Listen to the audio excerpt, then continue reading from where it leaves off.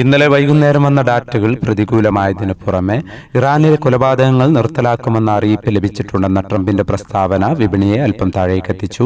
ഇന്നലെ 2 തവണയാണ് സ്വർണ്ണവില പ്രഖ്യാപനമുണ്ടായത്. രാവിലെ പവന് 800 രൂപയും ഉച്ചയ്ക്ക് ശേഷം 280 രൂപയും ഉയർന്നിരുന്നു.